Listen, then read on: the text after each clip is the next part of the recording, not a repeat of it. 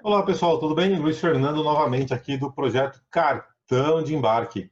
Passamos já por vários vídeos, né, falando como o projeto vai ajudar o jovem, né, a forma como o jovem pode alcançar os seus objetivos lá na frente, né? Então cada vídeo apresenta um item diferente. E hoje eu trouxe aqui novamente Roberto Vitti. Até hoje eu não sei se falar seu sobrenome, é Vitti ou se é Veit, como é, Roberto? É Witte mesmo, é Witte, como se fosse da Lilian Witte-Fib na televisão, né? Lilian Witte-Fib e o Roberto Witte. Ah, muito bem, Roberto. Seja muito bem-vindo novamente aqui ao projeto Cartão de Embarque.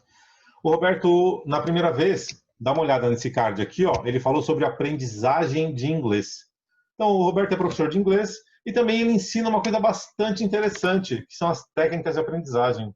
Roberto, e as técnicas, né?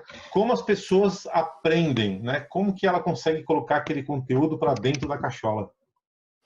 Bom, vamos lá então. Bom dia, boa tarde, boa noite, boa madrugada, professor Roberto Witte. Eu preciso começar assim, senão não pego, eu preciso pegar no tranco.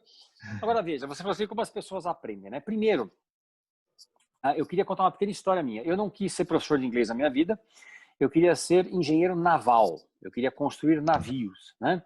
E o meu sonho de construir navios começou lá pelos idos de... Quando eu era molequinho, pequenininho, minha mãe foi trocar lá o carnê do baú da felicidade, que a galera não conhece, mas eu já peguei um barco lá, eu não peguei um carrinho. Desde que eu tinha 5, 6 anos de idade, 4 anos de idade. Então, o que acontece? Eu quis fazer engenharia naval e fui fazer vestibular, Luiz, em São Bernardo. E, coincidentemente, naquele mesmo ano, em 1983, eu comecei a dar aula. Então, foi um ano bastante emblemático, bastante icônico para mim, porque eu comecei a dar aula para poder pagar o cursinho e fui fazer aulas no cursinho pré-vestibular para poder pegar a Poli na USP, que era a faculdade que dava o curso de engenharia naval junto com a faculdade do Rio de Janeiro, mas só que meu pai não conseguiria me bancar lá. Então, o que acontece? Eu comecei a estudar. E aí eu posso dizer para você que depois de alguns anos, depois de alguns 20 e poucos anos, eu descobri que eu fiz corretamente sem perceber. Então você me perguntou, e a gente vai falar isso ao longo do tempo, como é que as pessoas aprendem. Hoje em dia a neurociência, ela estuda no cérebro, ela descobriu algumas coisas. E uma delas é que o nosso cérebro aprende através de repetição e através de emoção. E o nosso cérebro também não gosta de surpresas. Marca aí, escreve, daqui a alguns minutos você me lembra porque eu quero explicar um negócio. Então, basicamente, é repetição e emoção. Então, quanto mais você faz alguma coisa, mais você aprende. É ou não é? Quem está assistindo a gente é profissional de alguma área e a própria profissão que você faz, né, todos os procedimentos que você faz na sua vida profissional, no seu escritório, na empresa que você trabalha, você depois de uma meia dúzia de vezes, você acaba aprendendo a fazer aquilo, ou seja, por repetição. Porém, existem coisas que a gente não precisa repetir muito, que a gente aprende. Por quê? Porque a gente gosta daquilo, a gente tem emocionalmente um laço com aquilo. Então, emoção e repetição são as duas formas. Agora minha cachorra está raspando o sofá lá. Para, Pituba, né? Como se fosse, né? Nós temos que aprender, nós temos que repetir as coisas e, se possível, gostar do que nós estamos fazendo, né? Mas muita gente já começa, eu vou aprender inglês, por exemplo, que é na nossa área. Mas eu não gosto, não sei que nada. Se você começar a fazer esse tipo de careta e cara de nojo para aprender, você já está bloqueando o seu cérebro. Você está bloqueando o seu cérebro. E outra coisa, a primeira coisa que você tem que pensar é que você tem que acreditar e querer que você vai aprender. Então, quando as pessoas falam assim, e eu estou dizendo isso, e vai ser rápido aqui, porque a gente não tem muito tempo, mas isso já foi provado. Quando você fala assim, eu vou aprender, eu quero aprender, é difícil, mas aquela matéria é chata, mas eu sou mais. Quando você acredita e você fala, eu vou aprender, você aprende. Não sei qual é a velocidade que você vai aprender, mas você aprende, né? Agora, o que acontece hoje? As pessoas querem ser ensinadas, mas não querem aprender. Elas não querem fazer a parte delas, né? É muito comum você ver aí cursos que você, né, propagandas de cursos onde você escuta falar, no caso do inglês, por exemplo, aqui você vai aprender inglês que nem você vai falar inglês que nem criança quando aprendeu português, você vai falar inglês que nem americano, sem lição de casa, sem gramática, sem estudar, falta quase sem pagar o curso, entendeu? Né? Tudo que você quer escutar eles falam.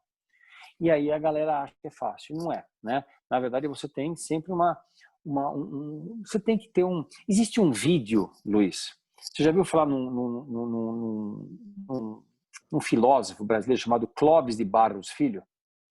Sim.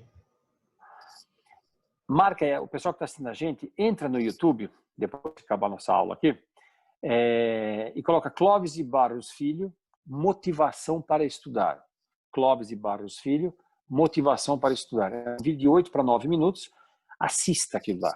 Você vai... Eu já assisti aquele vídeo umas 10 vezes. E ele fala uma coisa muito interessante. Ele fala que quando você vai estudar alguma coisa, se você não sentir aquele desconforto no estômago, sabe? Quando você não está aprendendo aquilo direito e tal, é aí que você está estudando e você está aprendendo.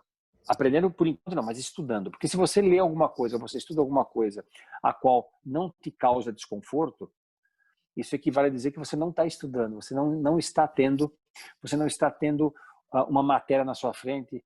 Que, se você conhece aquilo, para você ler aquilo, você já conhece. Então, estudar e aprender causa desconforto. Depois você passa pelo limiar do desconforto e você aprende. Mas é emoção e repetição. Eu assisti vários vídeos dele, né? Eu lembrei de um agora que ele fala assim, senta a bunda na cadeira e estuda, né? Porque o criador lá de Bhaskara... é o mesmo vídeo, né? Não, o criador de Bhaskara criou a Bhaskara. Agora você só precisa sentar a bunda na cadeira e aprender, né? Já foi criado, você não está criando nada novo. É uma coisa bem... Ele fala assim, se o cara criou aquilo... Isso. Ele não faz assim, não faz assim? Inconformado. Ele faz isso de forma inconformada. Você só tem que aprender a aplicar a fórmula. Vai ser burro assim na cadeia, ele fala assim, né? Tem alguma diferença? Tem alguma diferença desse tipo de estudo, que é o estudar para passar na prova, que é muito comum nas escolas, e o estudar para aprender? Pode ser da mesma forma ou são coisas diferentes? Quando eu falei para você que eu acabei fazendo algumas coisas intuitivamente quando eu era garoto, já faz tempo isso, do século passado eu era garoto, e depois eu vi que isso era verdade. Existe um outro vídeo que eu vou convidar as pessoas a assistirem, que é um vídeo do Pierluigi Piazzi, tá? E aí você coloca lá Passo Fundo. Pierluigi Piazzi ele infelizmente faleceu em 2014, mas ele é uma referência em termos de neuropedagogia, onde ele ensina como as pessoas devem aprender e como o cérebro funciona, tá? A neurociência já está aprendendo como é que o cérebro funciona. Só para você ter uma ideia, Luiz, hoje, quando a gente fala de cérebro, nós não usamos o cérebro, porque você não precisa mais tentar traduzir. Você bota no Google Translator ou então em outro tradutor automático. Você não precisa mais saber como chegar no lugar. Você coloca no Waze, não é? Você não precisa mais saber nada na vida. Você vai para o Google. Então, nós estamos perdendo essa capacidade de pensar e de raciocinar e de aprender. Tanto é que eu não sei se agora são os taxistas de Londres ou taxistas da Argentina, não me lembro. Percebeu-se que tem uma estrutura do cérebro, que acho que é o hipocampo, eu posso estar falando bobagem, mas de qualquer maneira, é uma estrutura do cérebro, tá, responsável pelo seu direcionamento tridimensional, sabe? Como você se deslocar no espaço.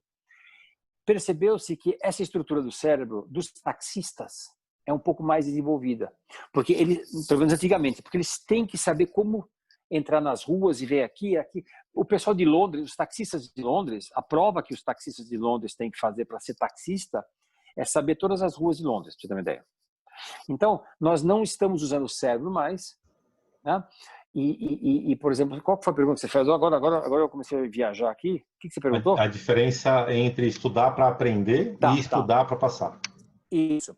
Aí você vai no YouTube e pega lá Pierluigi Piazzi, Piazzi, e Pierluigi, e bota Passo Fundo.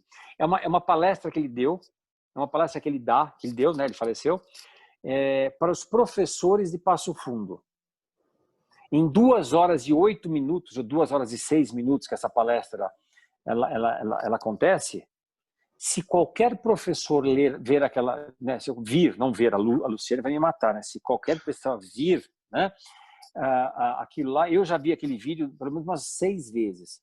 Você aprende como funciona a metodologia do cérebro. E ele fala muito sobre esse tipo de coisa. Quando você aprende, quando a gente é moleque, quando a gente é criança e vai estudar, quando é criança não, quando é adulto também na faculdade. as pessoas vão fazer uma prova, geralmente elas estudam 2, 3, 4 horas antes, que é para não esquecer e tirar nota. Se depois da prova você lembra alguma coisa, tanto faz. O importante é que você tirou a nota. Tá? Então, nós fomos orientados para passar na prova, estuda que você tem prova. Ele fala isso no vídeo. As coisas que eu falo aqui, Luiz, não sou eu que inventei. Eu só fiquei contente porque esse Pierluigi Piazzi, ele era um cara acima da média, e muitas coisas, a grande maioria do que eu acreditava, ele fala que está certo, mas ele me prova cientificamente. Então, por exemplo, as pessoas aprendem, fazem aula, estudam só para passar na prova, depois um abraço. Agora, imagina só, você fazer um curso de idiomas, por exemplo, ou fazer um curso de medicina, ou fazer um curso de engenharia, e você não ter a base. Você não sabe, my name is Robert, what's your name? Pleased to meet you too. É a primeira lição que a gente dá na escola. Só que você não encontra com nenhum americano nos próximos 3, 4 anos, nenhum gringo. Você vai ter que saber essa frase para poder falar prazer em conhecê-lo. Agora, eu não tenho que fazer prova para isso. Você pode fazer isso na prova, mas depois tem que manter esse conhecimento. E as pessoas não mantêm porque nós não fomos orientados a ser CDF. Porque o CDF estuda e sabe um monte de coisa. É, não é? Sim. Só que na vida depois, e o CDF é visto como um cara que é babaca, é xarope, não conversa com ninguém, é antissocial, né? Aquele pessoal que estuda pra caramba. Só que quando você tem um problema de saúde, eu não escuto do ouvido esquerdo. Eu só estou com esse negócio aqui para ficar simétrico, tá? Tá. Eu tive um tumor no nervo auditivo aqui atrás, e na época tinha acho que 9 ou 10 pessoas no Brasil que sabiam fazer a cirurgia sem muito risco de paralisia facial, porque o nervo auditivo está junto lá. E o que acontece? Eu dou palestras para adolescentes e pergunto, né, se o pessoal acha quem é CDF, quem não é, tal, né? E como é que é o CDF? O CDF é chato, não conversa com ninguém, é antissocial. Tá, ele é chato. Mas como é que você sabe que ele é chato se ele não conversa com ninguém? Não é? Chato é quando você conversa com alguém e só a pessoa quer ter razão. Aí eu falo assim, só que quando você for operado da cabeça, que nem eu fui, você vai querer um CDF para fazer a operação. Você não vai querer um cara que tirou só 5, 6 na prova. Você quer um cara que tirava sempre 10. Então, no começo da vida, o CDF é mal visto. A molecada faz bullying. Faz ou não faz? Faz. Fazia no nosso tempo, né? Pois é. Só que depois você quer um cara bom para fazer uma cirurgia, você quer um cara bom para fazer uma cirurgia plástica, você quer um cara bom para te servir no restaurante, um garçom que estuda comportamento, como segurar uma bandeja, como chegar pelo lado esquerdo do cliente, né? É um CDF. O Rogério Ceni, eu sou corintiano, mas o Rogério Ceni, ele ficava depois do treino do São Paulo chutando 30, 40 bolas.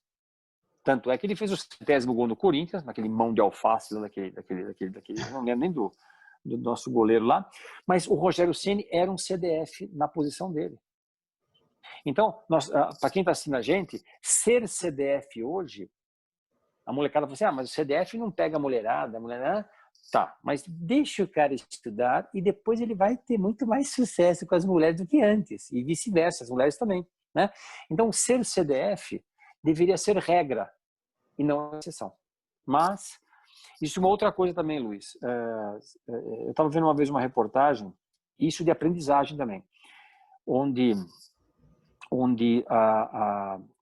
uma parte do cérebro chamado córtex pré-frontal, frontal, que é essa parte aqui, ele começa a se desenvolver a partir da adolescência. E esta parte do córtex pré-frontal, ele é responsável por estratégia, planejamento e autocrítica. Eu vou repetir. Estratégia, planejamento e autocrítica. Agora, me fala uma coisa. Adolescente tem estratégia? Não tem. Tem planejamento? Não tem. Faz nada. Tem autocrítica? Ou seja, eu tive um amigo que ele quer dizer, eu descobri depois, né? Ele quebrava o orelhão. A molecada não sabe o que é orelhão hoje em dia, mas são telefones públicos, tá? Ele quebrava o orelhão. Ele acha que estava fazendo certo. Ele falou, pô, a gente é moleque. E eu sempre criticava isso, mas é moleque. Mas a moleque não tem autocrítica, eles não percebem. Eu posso falar um palavrão aqui? Eles não percebem claro que estão... Claro que não, mas eu vou falar. Não, os adolescentes não percebem que estão fazendo cagadas. Depois eles falam assim, nossa, mas eu fiz isso, meu Deus do céu. Engraçado Então, que ó, o objetivo do cartão de embarque é exatamente fazer com que o jovem avalie a si mesmo, né? tá. Sim, sim, Qual é o sim. comportamento dele, que ele estabeleça objetivos, né? E consiga alcançá-los. Então, você em casa, ó, dá uma olhada nesse card aqui que fala um pouquinho do começo do projeto. Pois é, então. Então, nós estamos falando, vamos voltar para a aprendizagem. É a repetição e emoção, tá? E tem 3 tipos de memória. Nosso cérebro tem 3 tipos de memória. Nós aprendemos através de memória auditiva, a gente aprende escutando, memória visual, aprende vendo, e memória sinestésica, fazendo. Então, quando você vai estudar inglês, você vai estudar matemática, você vai estudar uma série de coisas, é como disse lá o Clóvis de Barros Filho, é bunda na cadeira, você tem que escrever, tem que fazer. Não digitar, escrever. Tá? Falar em voz alta. Vamos supor que você tenha que memorizar uma... Você está estudando, né? E aí você tem que falar sobre disciplina, que a gente precisa falar sobre disciplina também, né? Então, disciplina não cai do céu. Temos que nos organizar, né? E nos policiar para não procrastinar, que é um dos também, bota o card aí também, né? De procrastinação. Né? Foi o último vídeo. Mas Foi eu o vídeo coloco aqui, ó. anterior. Isso. Né? Ou seja, se você fizer o seguinte, né? Você pega lá o texto, né? Disciplina, né? Disciplina não cai do céu. Repara que eu estou falando em voz alta, então eu estou fazendo o quê? Escutando a minha voz, memória auditiva. Eu estou lendo, memória visual. Estou teatralizando, memória sinestésica, movimento, sentimento. Então, disciplina não cai do céu. Temos que nos policiar e organizar. Chutar, aí você chuta com o pé assim, chutar tudo. Quando você faz isso, você faz o seu cérebro se desligar de tudo que pode estar tocando o sertanejo universitário lá do seu vizinho. Você faz o teu cérebro pensar em escutar, ver e movimentar a musculatura, né? Chutar, se policiar. E aí você pode até passar por louco, só que você não esquece o que você estava estudando.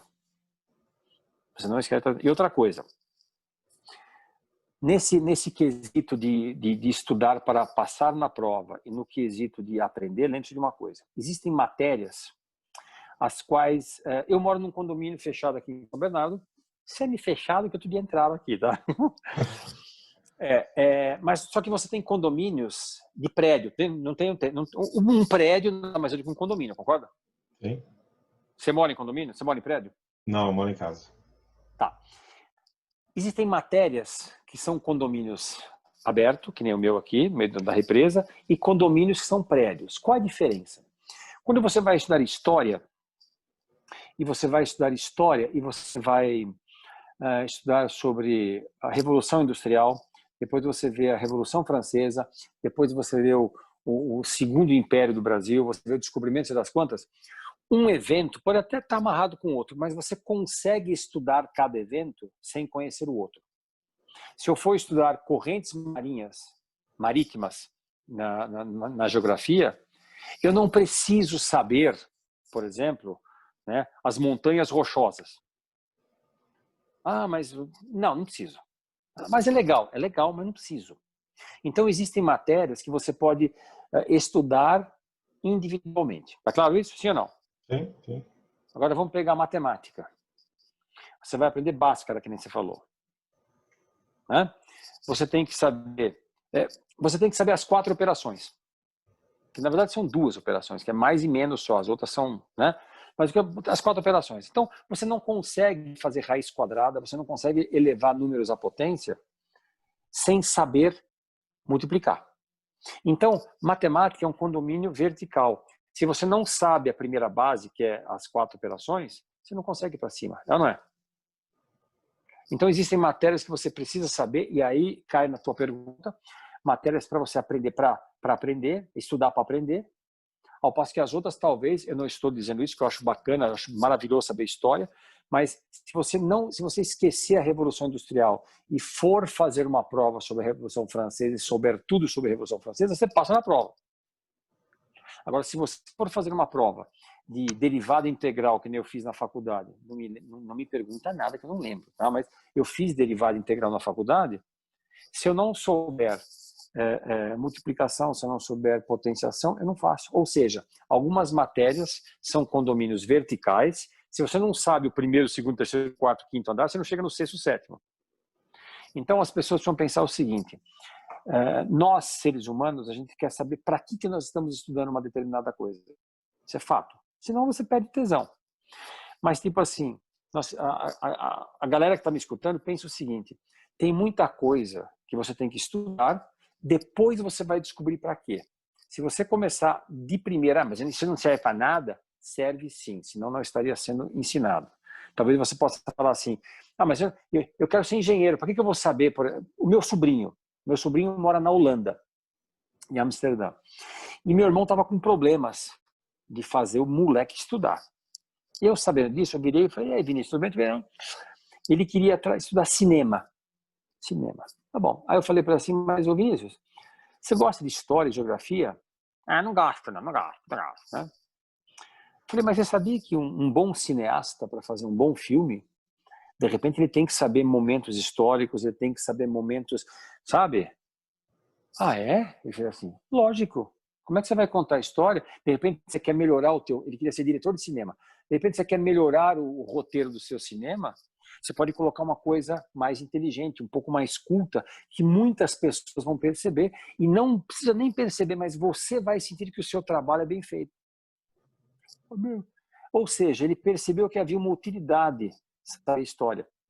Ninguém está entendendo mais as correlações entre as ações, né? Não há correlação. Nesse caso, seria a correlação entre as matérias a serem estudadas. Sim. Mas mudando um pouquinho o assunto agora, duas coisas que eu queria saber sua opinião, né?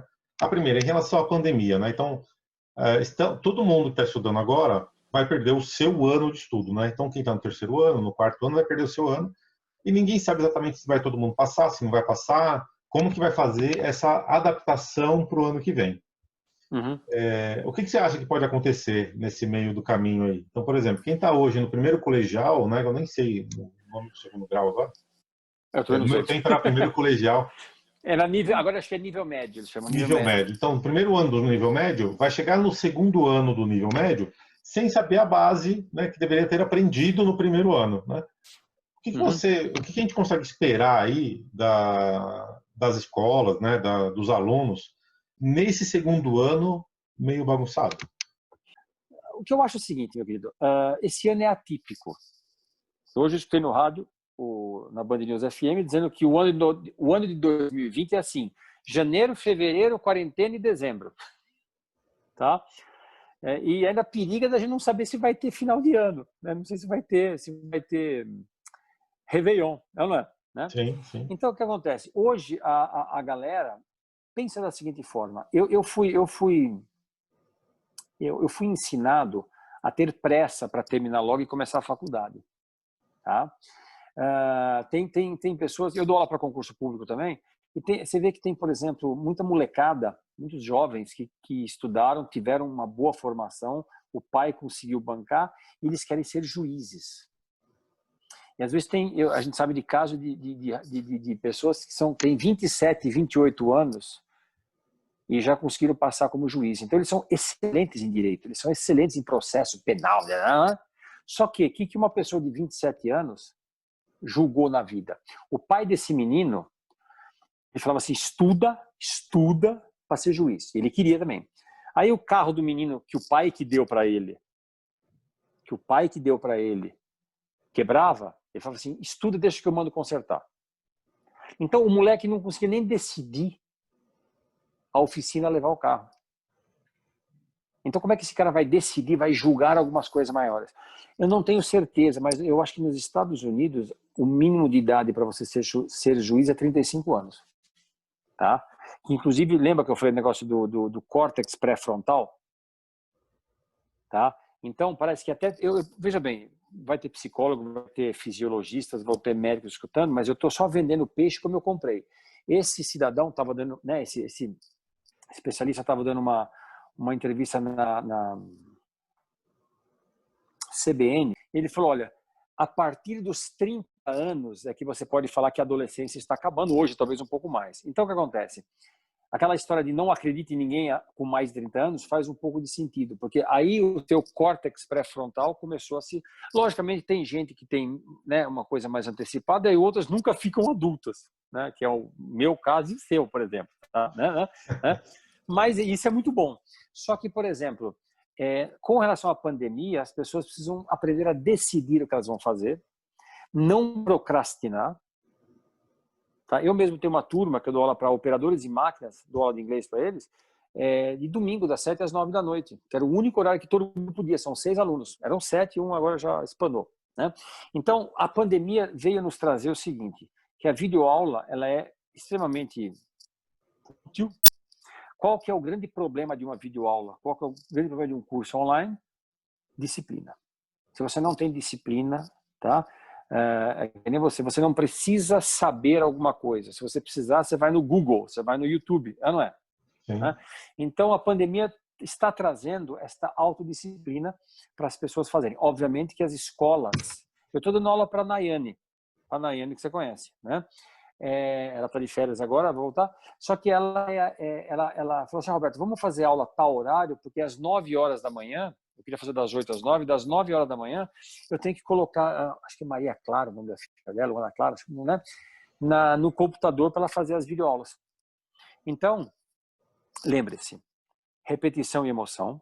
Você tem que acreditar que você vai aprender e tem que querer. Não adianta você falar, eu vou fazer um curso de corte e costura porque minha mãe quer. Não adianta. Eu quero fazer um curso de inglês porque meu pai mandou, porque a empresa mandou. Se você não quiser, não vai dar certo. Você tem que ter uma atitude proativa.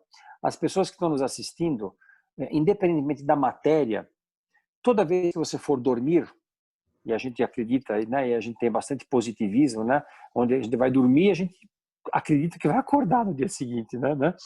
Então, o que acontece? Os últimos 20 minutos, isso é uma dica que eu dou para as pessoas que fazem concurso público ou querem aprender inglês, mas serve para tudo. Os últimos 20 minutos de vigília, ou seja, os últimos 20 minutos antes de você dormir, o seu cérebro registra. Então, se você for para a cama, tendo assistido a um filme violento de uma Segunda Guerra Mundial, um filme de terror, um filme policial, um filme do Rambo, ou você brigou com a sua esposa, brigou com o seu filho, brigou com o seu chefe, tá? E foi dormir, você vai ter um sono do cão, porque o teu cérebro começa a regurgitar aquilo. Se você for para a cama e ler durante uns 5, 6, 7 minutos o que você estudou durante o dia, eu não estou pedindo para você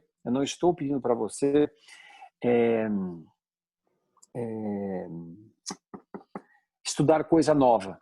Eu estou pedindo para você revisar o que você estudou antes de dormir. 7, 8 minutinhos. No meu caso é em inglês, eu falo para a galera, faz o seguinte, pega um texto que você estudou hoje, um texto só, e durante 3 dias seguidos, 5, 7 minutinhos antes de dormir, leia o texto. Você estudou durante o dia aquele texto, leia o texto mais uma vez. Ah, mas o texto eu leio em 3 minutos, então você lê 2 vezes o texto, tá claro? Texto que você já conhece. E as perguntas também.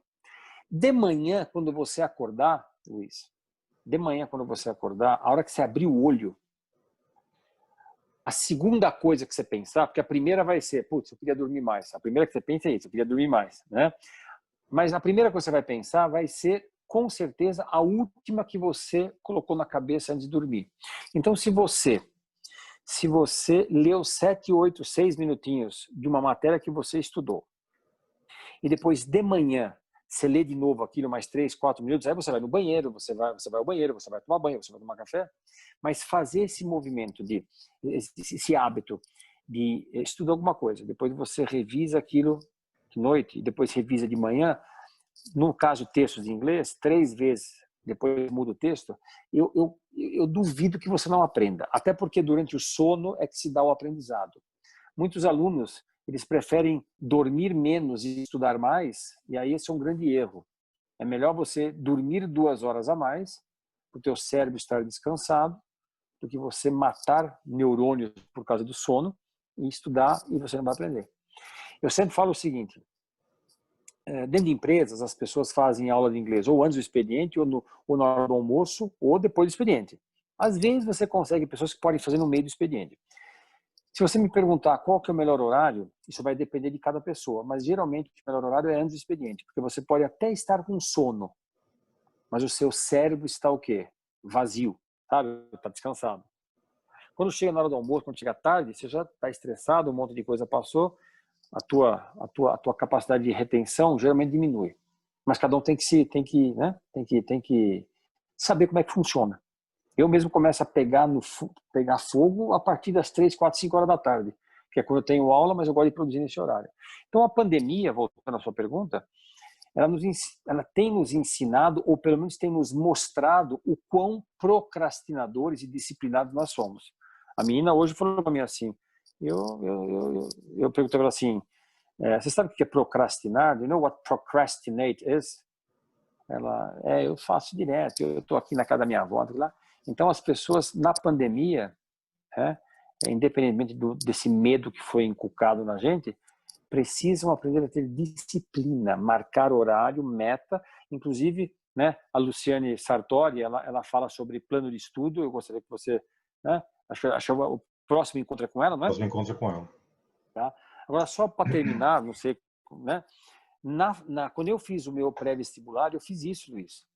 Eu dava aula de inglês já de manhã, das 7 às 8h30, das 7 às 9 da manhã, e o resto do dia eu estudava ou assistia a aula. Então eu dividia. De manhã eu acordava 6 e pouco da manhã, dava aula das 7 às 9, voltava para casa, 10 horas eu começava a estudar. Eu estudava o quê? Eu estudava as matérias que eu tinha tido no cursinho. Naquele ano de 83, eu não passei na prova da FUVEST porque eu não tive exercício suficiente, mas eu tinha teoria. O que eu fiz em 84? Eu dividi o ano e eu dava mais aulas de inglês até para ganhar um pouco mais de grana. E aí o que acontecia? De manhã eu estudava geografia, história, literatura, português e biologia. Inglês não, porque eu já preparava todas as aulas durante a semana, eu estudava. Depois, à tarde, eu estava um pouco mais cansado, eu estudava matemática, química e física, que eram coisas que eu adorava. Beleza? Beleza. Então, de manhã eu fazia isso e fazia só exercícios, porque no ano anterior eu tinha simplesmente feito toda a teoria. Eu vim de colégio público, meu pai nunca pagou uma escola para mim, a única escola que ele pagou foi a escola de inglês, depois eu paguei tudo com as minhas aulas. E aí o que eu fiz? Em 83 eu estudei toda a teoria, depois em 84 eu dividi o ano e estudei o quê? Só fiz exercício, Luiz. Aí eu passei na FUVEST primeira fase e passei na segunda, naquela época era um pouco mais difícil, para matemática.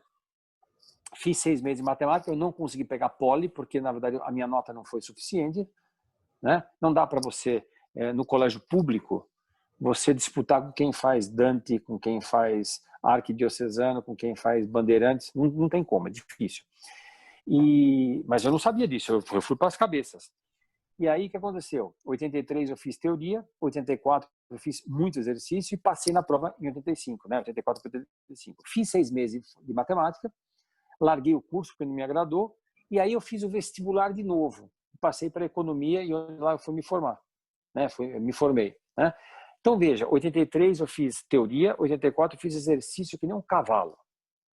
Depois de 85 eu não peguei e passei de novo. Por quê? Porque eu tinha feito uma boa base em 84, 83 e 84.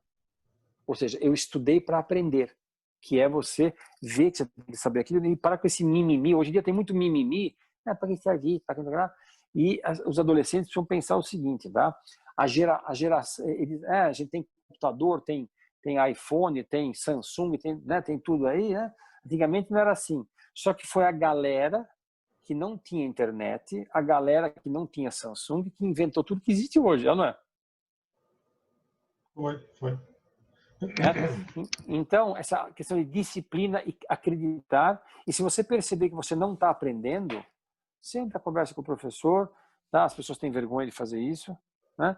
E veja, existe, por exemplo, se não me engano, 5% da população humana é aquela população, né? Tem gente que fala assim, você não precisa estudar, é só prestar atenção na aula. Já viu falar isso? Já, várias vezes. E você consegue aprender tudo só prestando atenção na aula? Não, eu tenho que ter um caderno de anotação, pelo menos um caderno de anotação. Se for só ouvido, eu não consigo. Nem eu. Por quê? Primeiro que eu e você somos loiros. Tá? Nós somos loiros, tá? Já começa por aí. Mas não dá, a nossa forma auditiva não é a principal do ser humano. Né? Mas acontece que eu tenho um primo meu que ele só assiste aula e lembra. esse cara, ele existe, essas pessoas existem, mas são pontos fora da curva. Pelo que eu sei, é 5% da população que tem essa memória auditiva predominante. Então, você tem que escrever, tem que fazer resumo, uma série de coisas, tá? Existe lá eu vou te falar alguns números que já são questionáveis, mas, por exemplo, dizem que se você estudar alguma coisa hoje, assistir uma palestra, de um dia para o outro, você esquece entre 60% e 80%. Ou seja, você faz uma aula, né?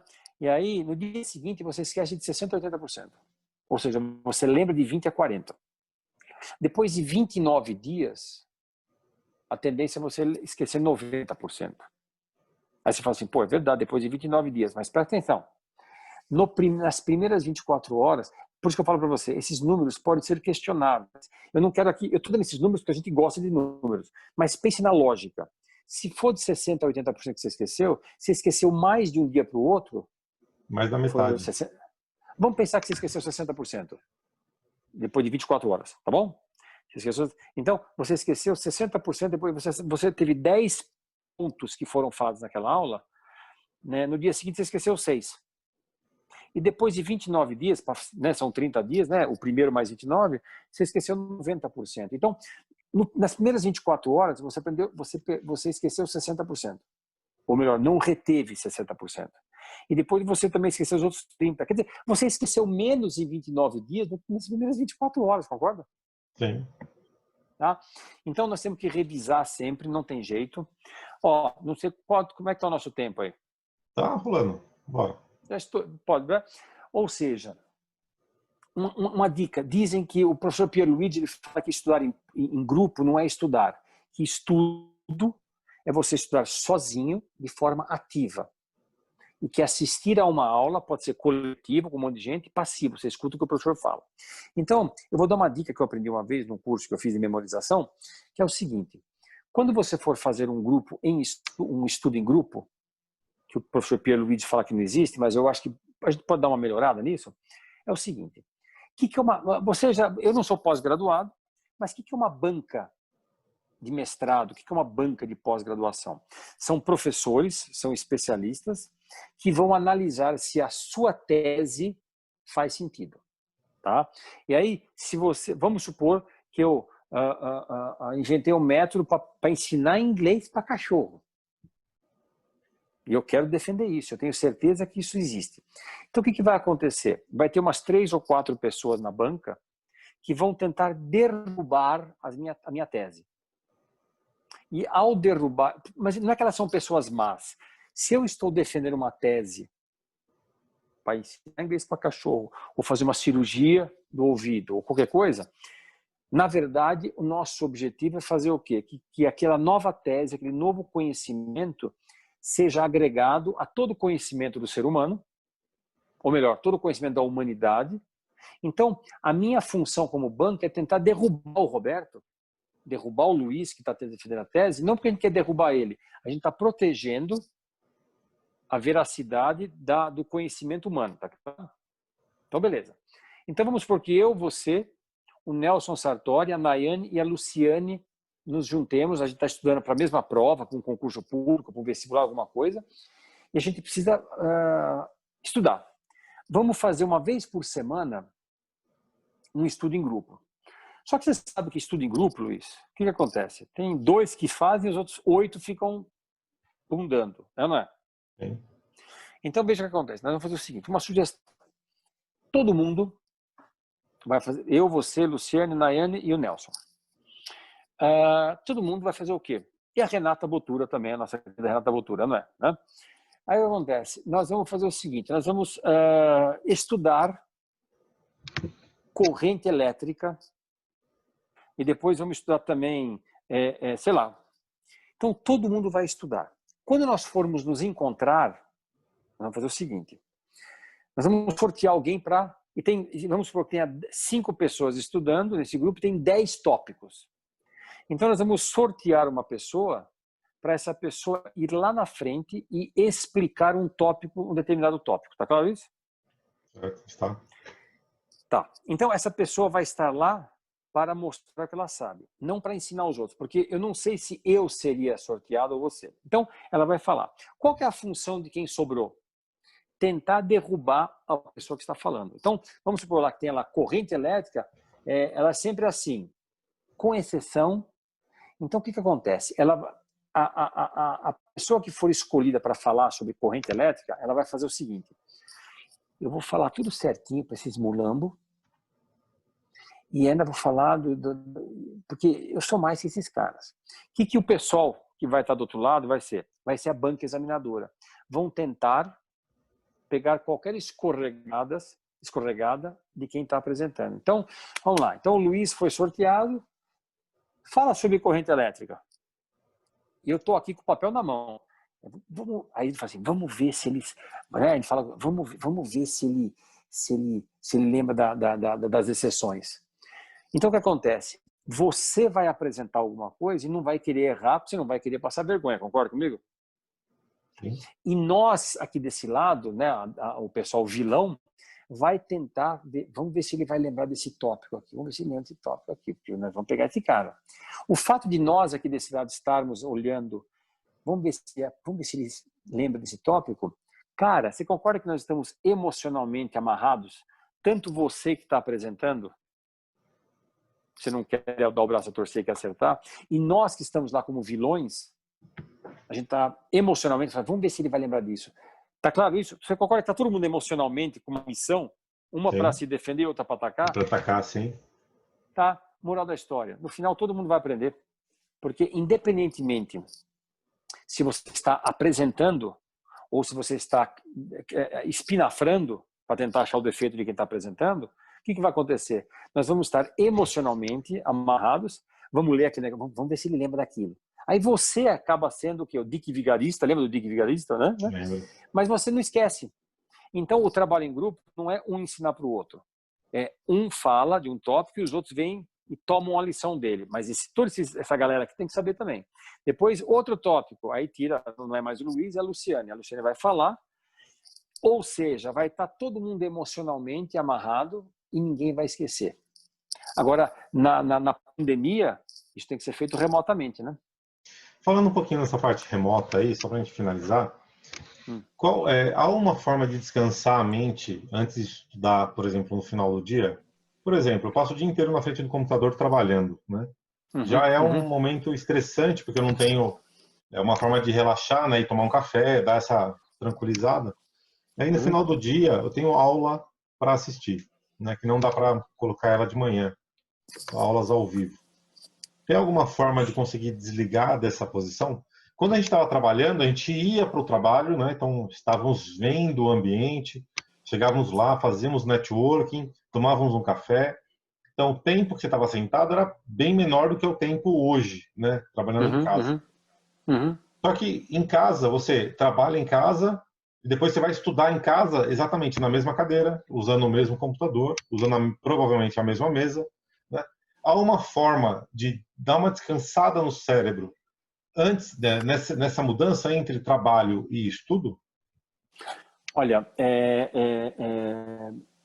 eu não sou especialista nisso, mas o que eu faço? Eu moro numa chácara, então eu às vezes mudo de ambiente para ambiente quando eu estou fazendo as coisas. Eu não vou saber te responder como descansar, mas eu vou te falar como é que funciona o cérebro e aí você vai me ajudar até chegar a algumas conclusões. Quando a gente estuda, Luiz, nós gastamos neurotransmissores. Você tem os neurônios na cabeça, tem as sinapses. A galera não deve lembrar, mas as células nervosas, elas não se encostam. Ficam neurotransmissores aqui no meio. Então, quando você toma um beliscão aqui, vem um sinal elétrico, excita esses neurotransmissores aqui, que nada mais são, acho que são, não sei se são enzimas, mas são neurotransmissores, são químicos. Eles passam para o outro e assim vai. À medida que a gente vai estudando, Luiz, esses neurotransmissores, eles perdem a capacidade de transmitir impulsos elétricos, porque eles se desgastam, literalmente. Então, quando a gente fala assim, estuda um pouco e descansa, é por causa disso. Tem uma hora que a gente está estudando, Luiz, que a gente não consegue mais absorver absolutamente nada. Então, e já foi feita uma pesquisa no final do século XX, no final do século XIX ou no começo do século XX, eu já vi as duas datas, onde salas de aula, elas eram monitoradas enquanto os alunos estavam estudando. E no século XIX, no começo do século XX, ainda existiam salas de aula onde os alunos respeitavam os professores. Tá? Eles eram observados, acredito eu que os professores também não sabiam disso. Eles perceberam, os alunos não sabiam com certeza. Eles perceberam o seguinte, Luiz, que entre 40 e 50 minutos de aula, lembrando que os alunos eram quietinhos e prestavam atenção na matéria, né, porque tinha respeito, tal, medo às vezes do professor, entre 40 e 50 minutos, os alunos todos estavam dispersos. Ou seja, depois de 40 minutos, estava todo mundo mandando todo mundo para PQP, e não aguentava mais alguém falar. E não porque a aula era ruim ou porque eles eram burros e preguiçosos. O cérebro não aguentava mais. Os neurotransmissores começaram a perder a sua eficácia. Então, eu te pergunto, uma hora aula de uma escola pública é de quantos minutos? 50, se não me engano. 40 ou 50. Vem desse estudo. Então, descobriu-se que o nosso cérebro, depois de 20 minutos, durante 20 minutos ele mantém a mesma atenção. Depois ele começa a cair, para chegar entre 40 e 50 minutos. Então é hora de você parar e descansar. Toma água, faz alguma coisa. Tá? Então você está me dizendo agora... Bom, isso daí é uma coisa. Então, quando você for estudar, a minha sugestão é estude meia hora, bem estudadas, menos matéria, mas estude meia hora, e para 5 minutos, 7 minutos. Depois você volta. Mais meia hora ou mais 25 minutos.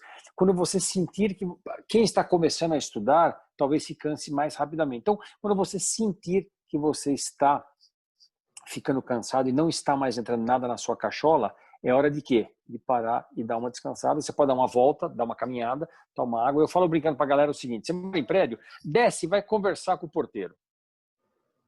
Depois você volta. Mas o que acontece? Faça esses intervalos. Se você não fizer, você vai quebrar a cara. Você vai quebrar a cara. Porque aí você faz o quê? Você faz uma meta. Eu vou estudar 3 horas de aula. Eu vou estudar 3 horas. Não vou tirar a bunda da cadeira durante 3 horas. Só que aí você se dispersa. Eu estou olhando aqui agora. Tem um vagalume que chegou aqui agora. Né? Depois eu mostro o vagalume.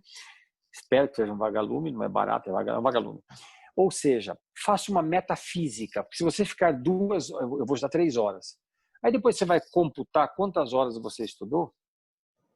Você ficou estudando, você ficou olhando para a porra do negócio durante 3 horas.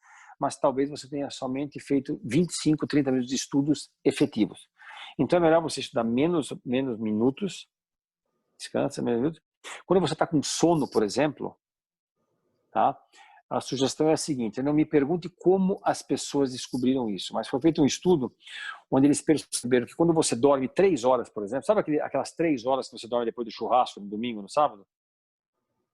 Quando você dorme 3 horas, o teu cérebro descansa X. Não me pergunta como eles descobriram isso, mas isso é um estudo que eu vi, eu acho que do Pierluigi.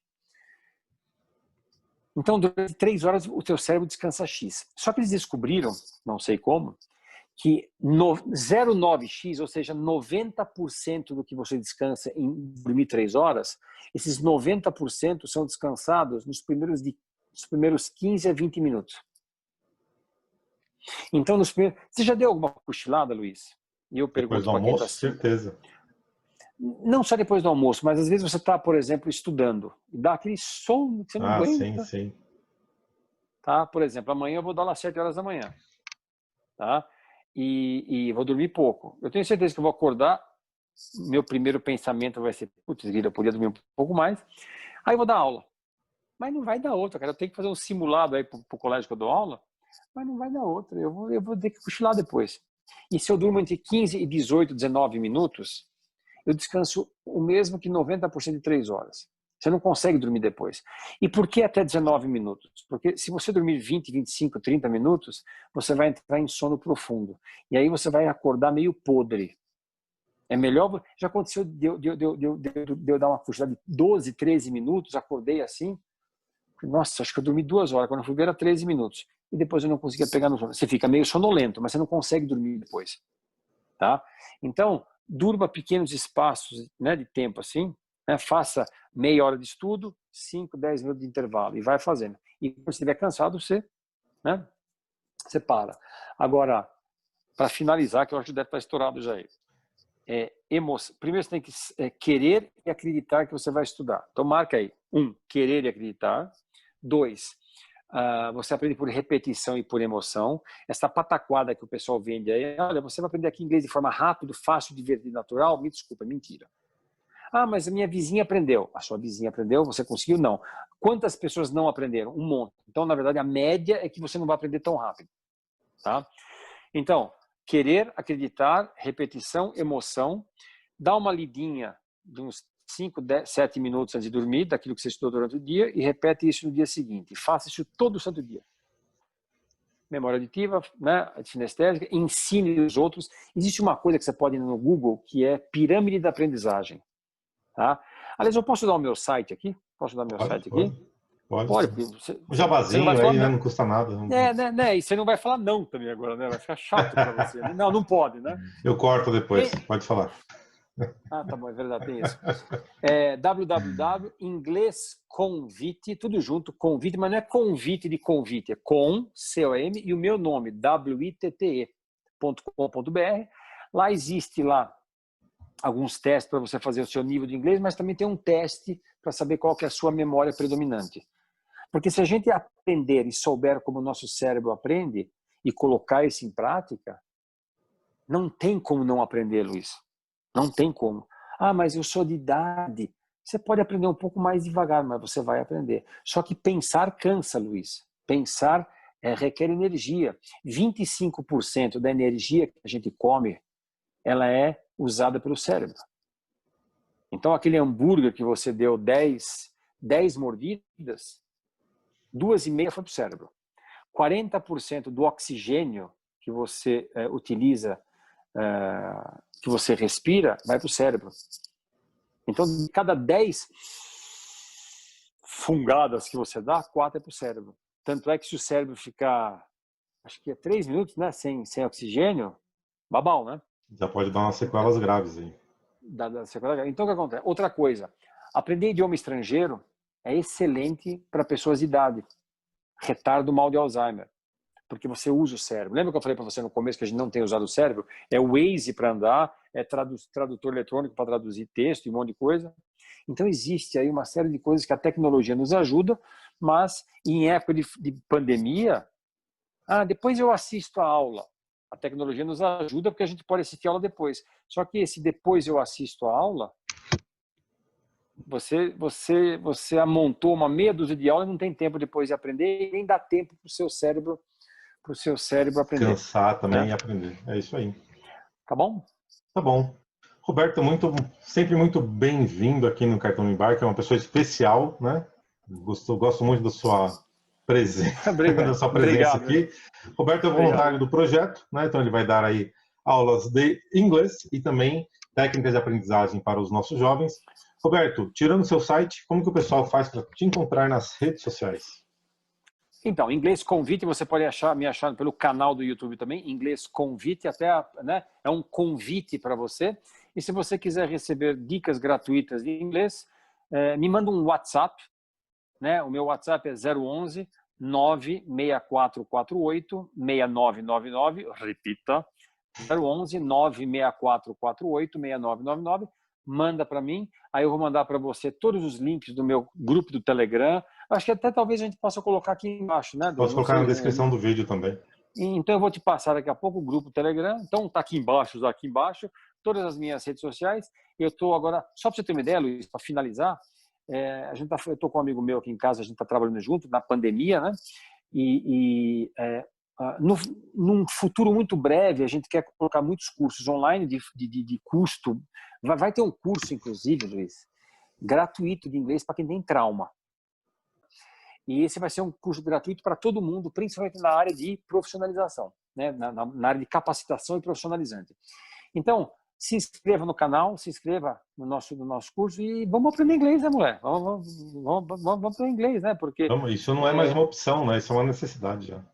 uma necessidade, né? E depois eu mando para você até eu fiz onde eu usei inglês na minha vida, né? Em termos, eu viajei muito pouco para outros países, mas eu cheguei a ter que usar inglês no Chile porque o cara não entendia meu português e eu não entendia o espanhol dele.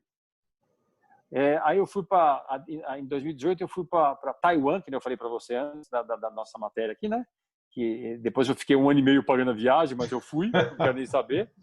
E aí, parando no aeroporto de Dubai, que eu não podia sair de lá, eu conversei com um cara do Nepal. Você já pensou em falar com alguém do Nepal? Não. Não. Ainda virei pro cara e falei assim, você sabia que a bandeira... Olha só, hein? Você sabia... Eu, brasileiro, que nem ensinar o cara do Nepal. Falei assim, você sabia que a bandeira do Nepal é a única bandeira que não é quadrada nem retangular? Você sabia disso também, Luiz? Não, né? Não. Então aí como é a bandeira? Elas são 2 triângulos, um em cima do outro. Né? Depois você dá uma olhada, bem interessante. E que eu vi na enciclopédia Barça na época, né? Aí ele falou assim, sim, eu sabia. Aí ele virou para mim e falou assim, e o senhor sabia, né? Tudo em inglês, né? Você sabia por que tudo é em vermelho na bandeira? Eu falei, não. Ele falou assim, por causa do sangue derramado na Segunda Guerra Mundial. Então eu estava no aeroporto de Dubai, até me arrepia, olha só, né? Porque eu estava em Dubai, conversando com um cara do Nepal, que eu nunca pensei na minha vida que eu ia conversar com um cara do Nepal, comprando chocolate lá. Eu aprendi uma coisa com o cara. Então, até agora, fazendo um jabazinho em inglês, quando você sabe inglês, cara, você pode ir para o mundo inteiro. No metrô de Taiwan, eu estava lá com o mapa aberto junto com uma colega nossa lá, chegou um moleque de uns 19 anos, cabelo roxo, virou para mim, may I help you, sir? Oh, yeah. Aí ele começou a me ensinar como é que chegava. Eu falei, where are you from? E ele falou assim, I'm from Mongolia. O cara era da Mongólia. Caramba. Olha que legal, cara. Uns países bem diferentes, hein? Legal pra caramba. Porque eu tava perto da Mongólia. Eu que não sabia onde é que eu tava, porque eu peguei o avião, desci lá. Tá?